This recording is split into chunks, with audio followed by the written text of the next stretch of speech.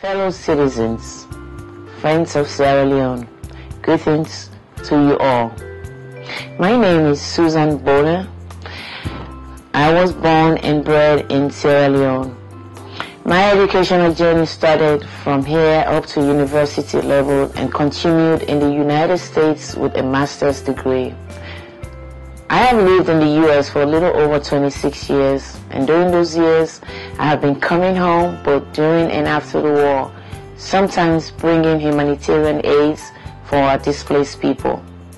Let me start by saying that I love this country. I love Sierra Leone, but there's something burning in my soul, and that is why I've decided to talk to you. And if there's one thing that I need to do for my country, it will be leading the effort to address this issue that I'm about to talk to you. Sierra Leone has gone through 10 years of brutal civil war that has left the country's infrastructure in disarray. Many lives were lost, properties destroyed, and many people are still experiencing the after effects of the war. With that said, the country continues to experience violence, particularly politically motivated ones, during elections. This is a major setback for our country, for the progress of the country, the vision of any leader. It will continue to claim lives, destroy properties, and jeopardize the democratic process that we've all been wanting to have for years.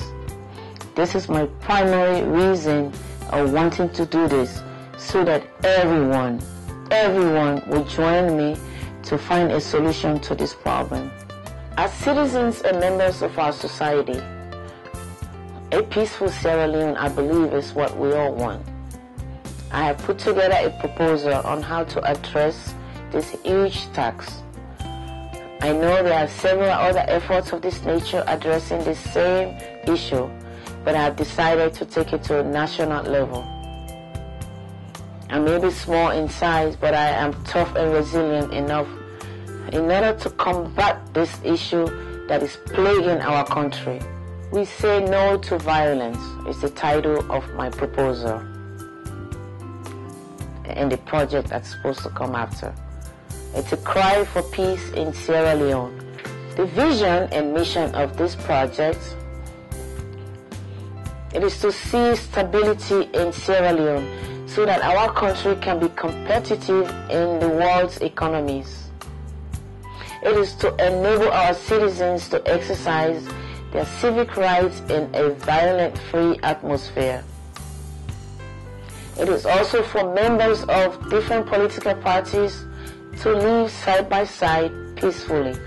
Because the path to development in any nation requires political stability, social security, and educational growth. Sierra Leone's population is just about 6 million, with a literacy rate of 41%. Before the war, our literacy rate was over 80%. And at that same time, about 3 to 4 decades ago, our country was where most African nations used to send their citizens for better education. It is not so today. And years ago, we had only one political party system, and that lasted for over 25 years. We were all crying for multi-party system. Today, Sierra Leone has a democratic system of government with 3 major political parties, the APC, the SLPP, and the PMDC. Yet, our electoral process are marked by violence. Our youths are hired to commit most of the violent acts, and it results in a loss of life and property. At the same time, the economic growth of the country is stifled by the violence. With a population of 6 million, our GDP is just $2 billion, with a total revenue of just $400 million, and our debt is about $800 million. And what we spend our expenditure is over 500 million. Let us look at other nations. Ghana. 3 to 4 decades ago, Ghanaians used to come to Sierra Leone for their livelihood. Today, Ghana, with a population of 24 million people, their GDP is $38 billion. It's over $38 billion, with a revenue over $7 billion. Let me also bring your attention to other 2 growing economies in the world, that is India and China. India is the world's largest growing nation with a GDP of $2 trillion. China is the world's second largest exporter with a GDP of $6 trillion. And let me tell you why these nations are growing. Because they've taken all the jobs from the United States. Most of the jobs that the United States have lost, US and Europe have lost, they've lost them to these countries. China, India, Philippines. I mean, why not Sierra Leone? Why not our country? Let me tell you why Sierra Leone can get these jobs. Let's look at the world map. When you look at the distance from the green to the blue, where China and US are, the distance from China to US is far farther than that from Sierra Leone in the orange to United States. We have the land, we have the manpower, but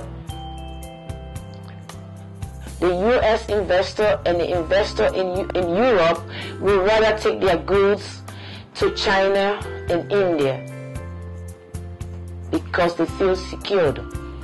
So what can we do as a nation? We have to educate our voters. We have to let our voters learn that they can conduct elections in a violence-free way. Our elections need to be violence-free. We have to allow smooth transition to power so that we can lobby for these jobs to come to Sierra Leone. Let us open our doors to investors. Let us encourage home-based investment, and let's allow economic growth. So please join this campaign. I call on everyone to join the campaign. Spread the message. Let us meet with our people. Let us meet with the voters. Educate them, sensitize them, motivate them, and get everyone involved. I want to thank you. I hope my message was received, and I hope it will make a change in your life so that you too will go and make a change in somebody else's life, because our country needs to change. We need to move forward. I thank you, and I love Sierra Leone.